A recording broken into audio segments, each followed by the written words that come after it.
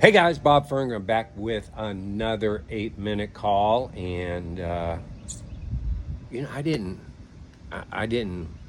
create any of this stuff that I talked to you about. All I did was study it. I didn't go to school for it because I'm not even sure they teach it in school. I mean, certainly you can find a lot of folks, even on YouTube. Great place for information that can teach you these things, but you gotta want to have it. So let's talk about your brain. What is your brain's main function? Keep you alive.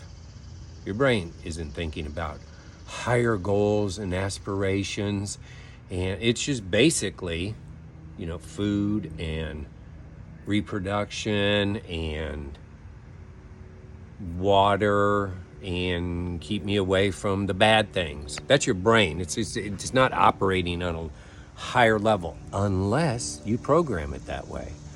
Unless you train your brain, right? Your brain is just taking in information. There's a fish eagle. I'm waiting to see if he's going to catch a fish. Your brain is just taking in information, and then it reacts to that, sends whatever signals it needs to, releases whatever chemicals it needs to get you in action or keep you out of action. I mean, why don't you step forward when you meet new people? Why don't you make more friends? Why don't you follow up on those opportunities that were given to you? Well, your brain sees that as something that's not in the norm.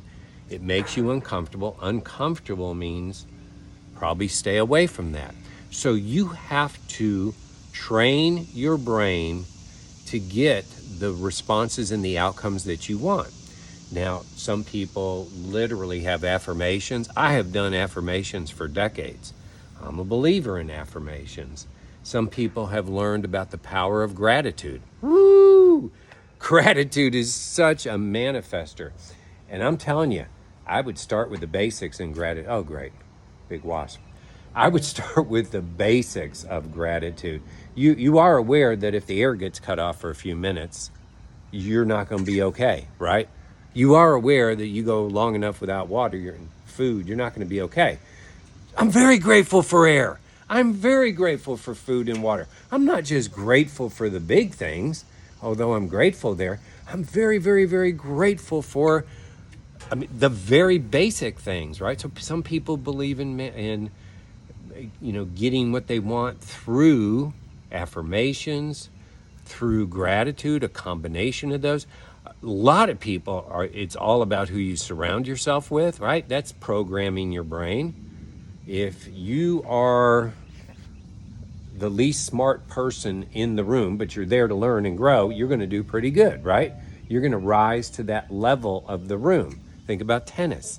You go play tennis with someone who's worse than you, you're not going to do very good. You start playing with someone who's better than you, you're going to start doing better. Logical. So it's the people you hang around with. It's certainly the things that you read. What are you allowing into your brain? For decades, really until Twitter created freedom and reinforced free speech, the only source of information were these news networks. And tell me the truth. When was the last time you saw anything positive, encouraging, or uplifting? It is murder, death, kill on all those news stations. Brought to you by really evil people with evil agendas. That's my personal opinion. So if you're getting your news there, what type of entertainment are you taking in? This is what your brain is being fed, right? So all you have to do is start programming everything you do to link with what you want in your life.